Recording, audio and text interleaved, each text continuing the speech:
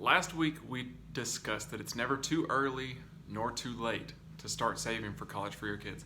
And one of the first things you need to do is identify what your goal is and how much you want to cover for them. And the next step is then to figure out where to save for college, and that's where we're going to spend a day. Now, there are lots of options when it comes to saving for college. We're going to cover 7 of them today, so this video is going to be a little bit longer. Y'all hang in there. The first option is the simplest and most straightforward. You can just open up a savings account at your bank and save money, monthly, weekly, whatever you want to do, into that bank account, and then use it for college when it gets to college age. The second option is you can set up a brokerage account and just save into a taxable account, just like you would for any other goal like a car purchase, home purchase, whatever. And just save into a taxable account, and that way you're also tied into the market. The thing with these first 2 options is that neither of them offers really any tax benefits when it comes to saving towards college. And they both will be counted against you when we're looking at the FAFSA and trying to determine eligibility for student aid. A third option is UTMAs or UGMAs, which are, UTMA is a Uniform Trust Minors account. And so what this is the parent is the custodian of the account for the benefit of the minor. The funds put into this UTMA have to be used for the minor, but they don't have to be used for educational purposes.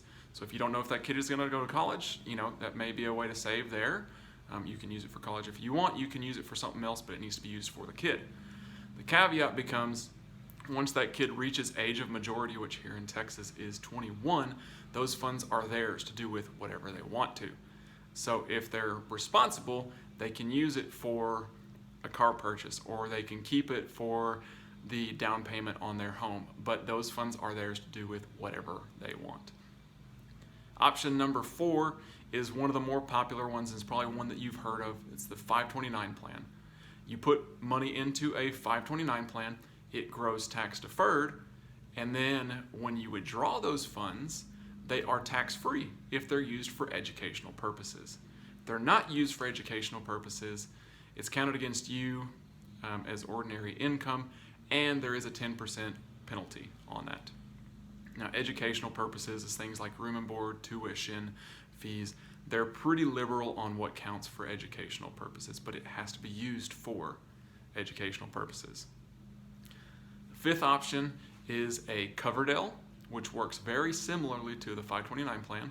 Has to be used for educational purposes, but one of the big differences is it only has a $2,000 annual contribution limit. So you're very limited in how much you can set aside in a Coverdell to be used for college. The 6th option is a prepaid tuition plan. Since we're so close to College Station, if you know for a fact that your kid will go to Texas A&M and be an Aggie for life, or they will not go to college at all, then you can pay up front in advance that kid's tuition, and hopefully the point behind it is to avoid the rise of education cost, because education has been rising rapidly. It outpaces the rate of inflation. So the goal is to pay for it in advance, say when they're 8, pay for it all up front, and avoid 10 years of rapid increase in the cost to go to A&M.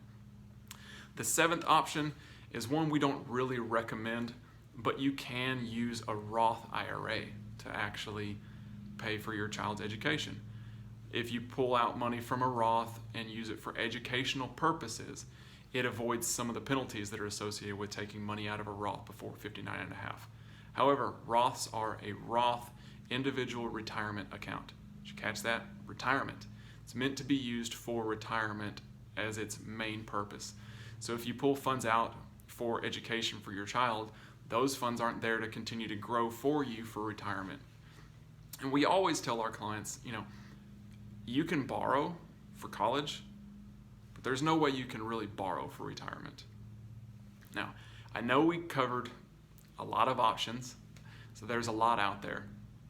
And there's a lot of details that we didn't really touch on.